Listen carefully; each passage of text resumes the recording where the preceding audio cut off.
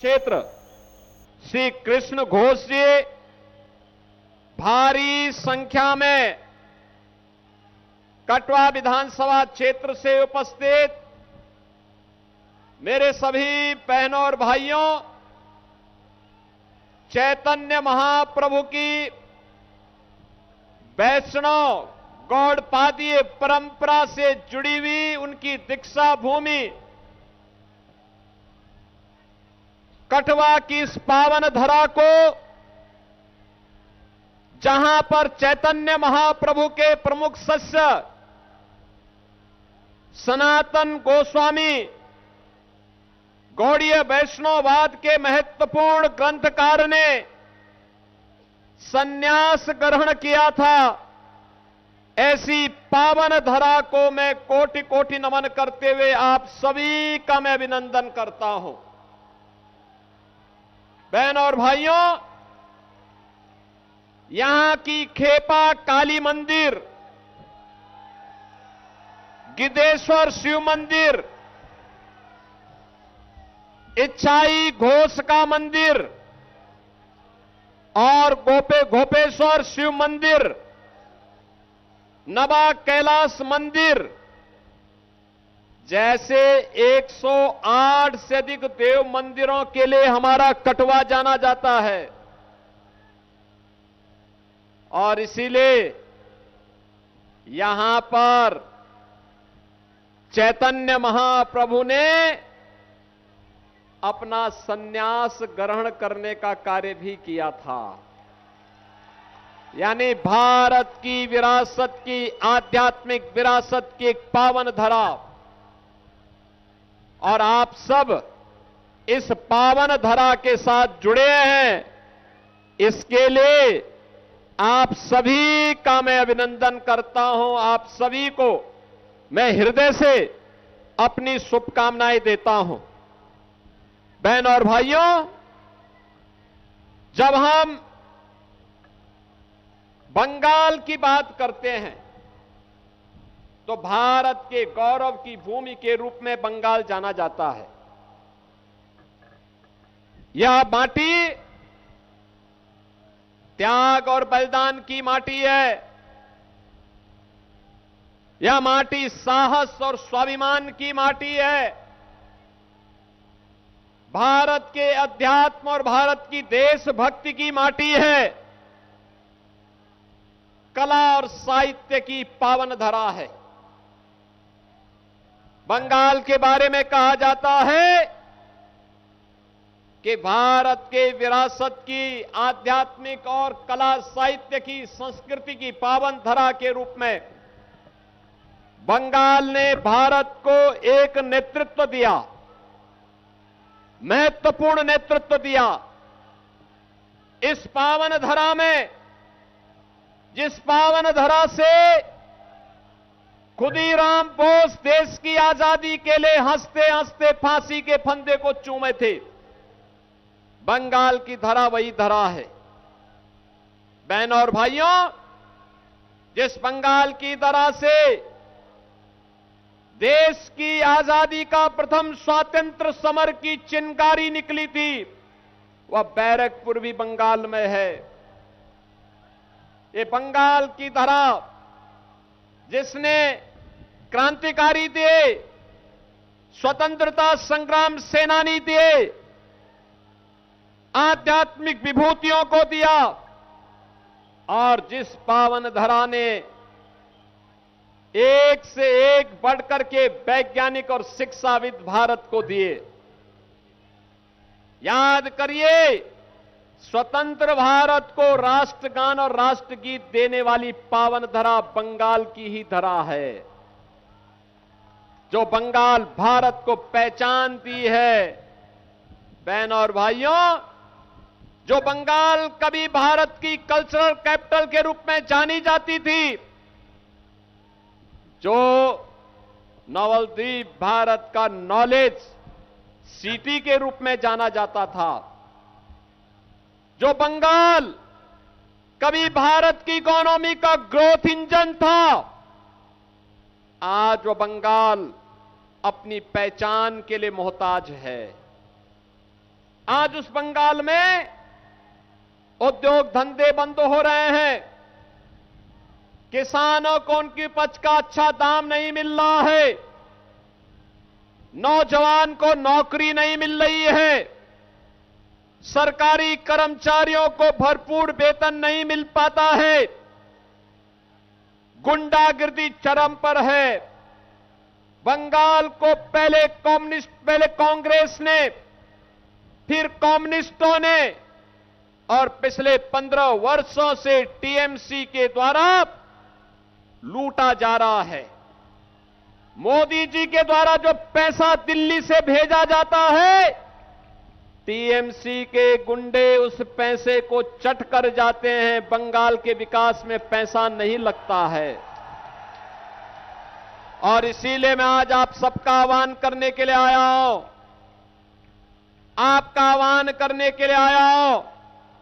आपके सामने अवसर है, यह अवसर इस बात का है कि बंगाल को उसकी पहचान के लिए मोहताज करने वालों के सामने यह पहचान का संकट हमें खड़ा करना है। बहनों और भाइयों, बंगाल को उसकी पुनर्प्रतिष्ठा दिलानी है, बंगाल को फिर से विकास के पथ पर अग्रसर करना है। और इसके लिए डबल इंजन की सरकार चाहिए, डबल इंजन की सरकार। मैं देख करके भौचक रहता हूं बंगाल के समाचारों को जब सुनता हूं। बंगाल के अंदर ममता दीदी को जय श्री राम के नारे से परेशानी होती है। याद करिए, यही बंगाल की धरा है, यही कटवा है, यही नवलद्वीप है, जहां पर आज से 500 वर्ष पहले चैतन्य महाप्रभु ने हरे कृष्णा कृष्णा कृष्णा हरे हरे, हरे रामा रामा रामा हरे हरे का संघनाद करके दुनिया के अंदर भारत की वैष्णव परंपरा का संघनाद किया था। आज उस धरा पर जय श्री राम बोलने पर ममता दीदी लाठी चलाती है, राम भक्तों पर लाठियों का प्रहार होता है, सरेआम गौ हत्या होती है, सैंड माफिया, लैंड माफिया हावी हो करके बंगाल के नौजवानों के रोजगार को छीनने का काम कर रहे हैं। न बेटी सुरक्षित है, न व्यापारी सुरक्षित है। लव जिहाद और लैंड जिहाद की घटनाएं घटित हो रही हैं। मां दुर्गा की पूजा नहीं होने दी जाती है, मां दुर्गा के जुलूस को रोका जाता है। यही स्थिति 2017 के पहले उत्तर प्रदेश के अंदर भी थी। उत्तर प्रदेश के अंदर बहनों और भाइयों यही स्थिति हुआ करती थी। पर्व और त्योहार के पहले उत्साह नहीं, उपद्रव होने लगते थे। नौजवान के लिए नौकरी और रोजगार नहीं था। अन्नदाता किसान आत्महत्या कर रहा था। कर्फ्यू और दंगों के कारण महीनों महीनों कार्य ठप रहता था। राम भक्तों पर गोली और लाठी चलती थी। बहनों और भाइयों, उत्तर प्रदेश बीमारू राज्य हो गया था। न शिक्षा थी, न स्वास्थ्य की सुविधा थी, न उद्योग धंधे थे। लोग पलायन कर रहे थे। 2017 में प्रधानमंत्री मोदी जी के आह्वान पर उत्तर प्रदेश में डबल इंजन की बीजेपी की सरकार बनी और आज उपद्रव नहीं, उत्सव है। उत्तर प्रदेश में न कर्फ्यू है, न दंगा है। यूपी में अब सब चंगा है। यूपी में आज के दिन पे देश के सबसे ज्यादा एक्सप्रेसवे हैं और यूपी में एक्सप्रेसवे का निर्माण करने वाला बुलडोजर बहन और भाइयों केवल एक्सप्रेसवे का ही निर्माण नहीं करता है। ये जितने माफिया कांग्रेस सपा ने पाले थे, इनकी हड्डी पसली को कुचलने का काम भी यूपी का बुलडोजर करता है और सड़क का निर्माण करता है। वहां गौ हत्या नहीं हो सकती, वहां सड़कों पर कोई इफ्तारी नहीं कर सकता, वहां पर सड़कों पर कोई नमाज भी नहीं पढ़ सकता।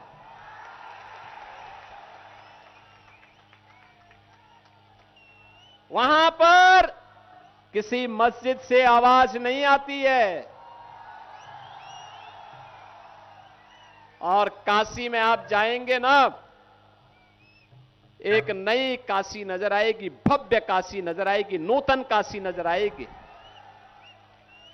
अयोध्या में आप जाइए,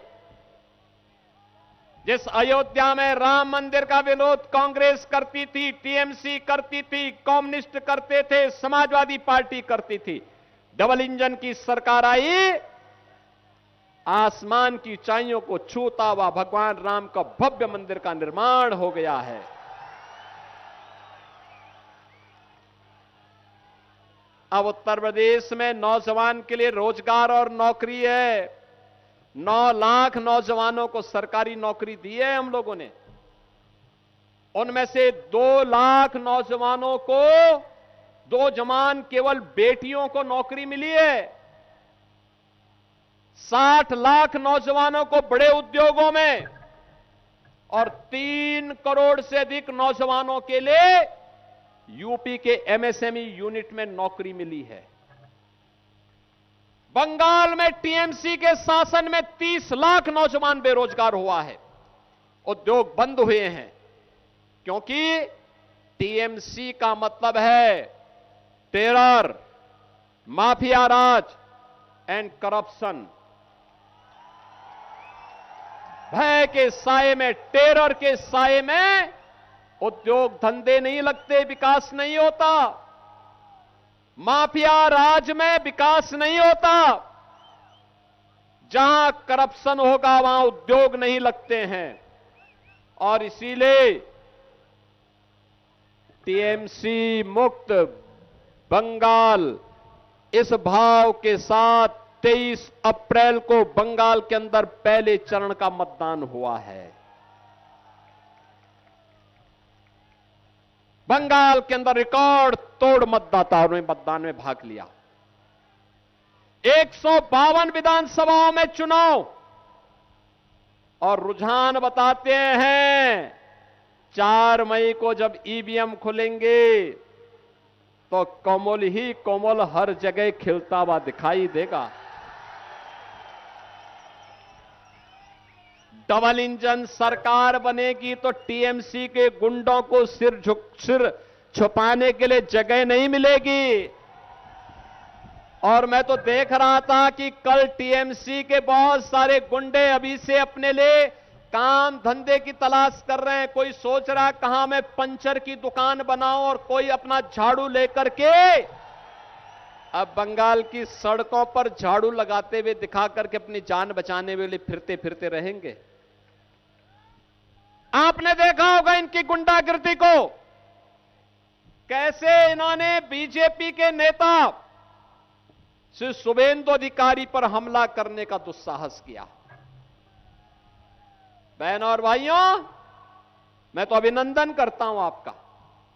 इस अराजकता के खिलाफ आज बंगाल मुखर होकर के सामने आया है। ये यहां पे हजारों की भीड़ इस बात की गवाह है। इतनी भीषण गर्मी में आप लोगों ने प्रतिकार का जो तरीका अपनाया है टीएमसी के खिलाफ, गुंडागिर्दी के खिलाफ, अराजकता के खिलाफ, खुले आसमान के सामने खड़े होकर के, ये आपकी साधना है। और इस साधना की सिद्धि 4 मई को जरूर मिलेगी आपको, कोई आपको रोक नहीं सकता है।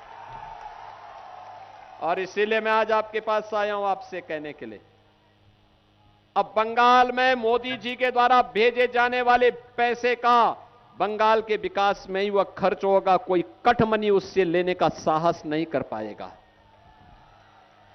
जो मांग यहां पर हो रही है, मुझे बताया गया है कि यहां पर जो टीएमसी के विधायक हैं, वे लगातार 6 बार से विधायक हैं। उन्होंने अपने परिवार को तो समृद्ध किया है, लेकिन कठुआ की तरफ ध्यान नहीं दिया है। उनको विकास से कोई मतलब ही नहीं है। ये परिवारवादी पार्टियां विकास पे ध्यान नहीं देती हैं, स्वयं के विकास पे ध्यान देती है। और इसीलिए मैं आप सबसे कहने के लिए आया हूं, भारतीय जनता पार्टी ने अपने एक योग्य कार्यकर्ता को आपके बीच में उतारा है। बहन और भाइयों, भारतीय जनता पार्टी ने कठुआ से श्री कृष्ण घोष को अपना प्रत्याशी बना करके आपके बीच उतारा है। एक पुराने कार्यकर्ता, बीजेपी में बूथ अध्यक्ष से लेकर के जिले के दायित्व को निर्वहन करने के बाद आज प्रत्याशी के रूप में आपके बीच में है। ममता दीदी जो बोलती है ना कि खेला ओबे, आप बोलना चाहते हैं ममता दीदी को, खेला शेष, अब उन्नयन शुरू।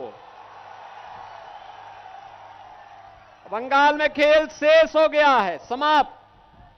अब विकास होगा, क्योंकि कठुआ से कृष्णा घोष विधायक होंगे।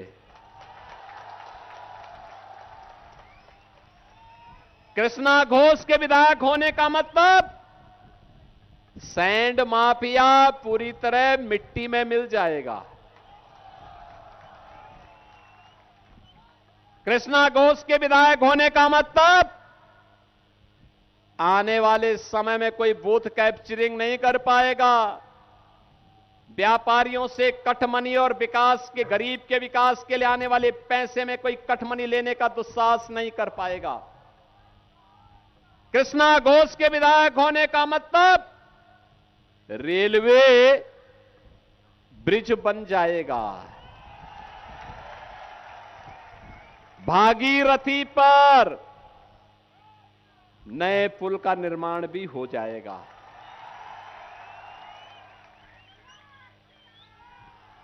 क्योंकि बंगाल की आज यही मांग है। और इसीलिए मैं आज के इस अवसर पर आप सबसे अपील करूंगा कि बहन और भाइयों, जो सरकार सुरक्षा नहीं दे सकती, उस सरकार को रहने का अधिकार नहीं। और इसके लिए मैं यहां पर आप सबसे कहूंगा, यहां पर मैं बुला रहा हूं भाजपा के प्रत्याशी श्री कृष्णा घोष को। कृष्णा जी, आप यहां पर आइए। आप सब आशीर्वाद देंगे कृष्णा घोष को, सभी लोगों का आशीर्वाद। दोनों हाथ ला करके बोलो, दोनों हाथ ला करके दीजिए। पीछे भी सभी लोग, मैं बोलूंगा आमार सोनार बांग्ला, आप कहेंगे टीएमसी मुक्तो बांग्ला। आमार सोनार बांग्ला, आमार सोनार बांग्ला, आमार सोनार बांग्ला। मैं कहूंगा ओंदोकार, आप कहेंगे हटवे। मैं कहूंगा सूरज, आप कहेंगे उठवे। मैं कहूंगा कोमल, आप कहेंगे खिलवे। बोलेंगे ना? ओंदोकार, ओंदोकार, सूरज, सूरज, कोमल, कोमल। मैं कहूंगा पलटानो दोरकार। सब लोग बोलेंगे ना? मेरे साथ बोलेंगे, पलटानो दोरकार, पलटानो दोरकार। भारत माता की, भारत माता की, भारत माता की जय श्री राम, जय जय श्री राम। तो पश्चिम बंगाल से मुख्यमंत्री योगी आदित्यनाथ को आप सुन रहे थे, जहां पर उन्होंने टीएमसी पर जमकर निशाना साधा और बीजेपी प्रत्याशी के पक्ष में चुनावी जनसभा को संबोधित